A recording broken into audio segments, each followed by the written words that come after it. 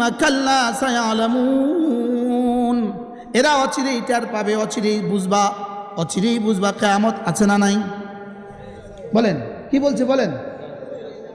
মান মাতা ফাকাদ কামাত কিয়ামাতুহু, যে যেদিন মারা যায় সেদিনই তার কিয়ামত কায়েম হয়।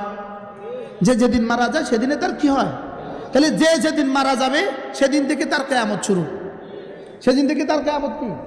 তাহলে চোখ বন্ধ হওয়ার সঙ্গে সঙ্গে কাল্লা সায়ালামুন, তুমি অবশ্যই জানবা কিয়ামত কবে হবে, অবশ্যই জানবা।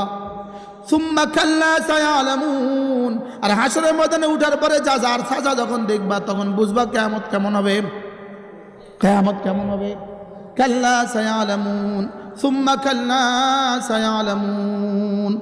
এই আলোচনার পরে এবার রব্বুল আলামিন বলেন, এরপরেও যারা কিয়ামতকে অস্বীকার করবা তোমাদের সামনে আমি 9টা দলিল দিচ্ছি। 9টা দলিল। কয়টা দলিল? এবার রব্বুল আলামিন বলেন, আমি কিয়ামতের সপক্ষে তোমাকে মাম্মাতা শোনাবো।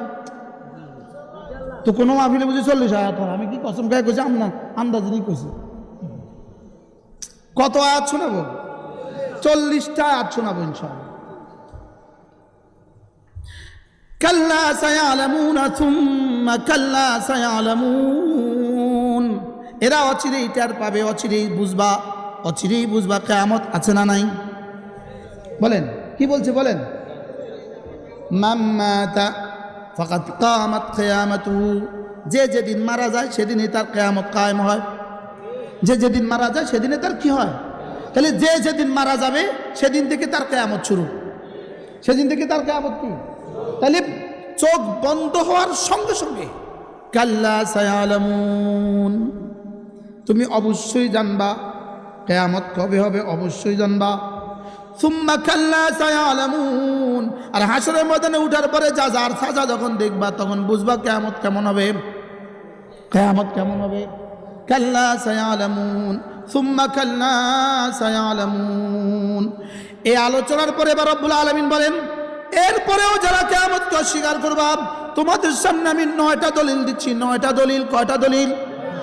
এবার রব্বুল আলামিন বলেন, আমি কিয়ামতের সপক্ষে তোমাকে 9টা দলিল শোনাচ্ছি। 9টা দলিল। কয়টা? আচ্ছা, রব আমার মতো গাধাটাকে বুঝাতে 10টা দলিল 9টা দলিল দিতে হয়? হ্যাঁ, এরপরেও রব চ্যালেঞ্জ ছুড়ে দেন 9টা দলিল। কয়টা দলিল? আমি পড়ি, আপনি গণেন।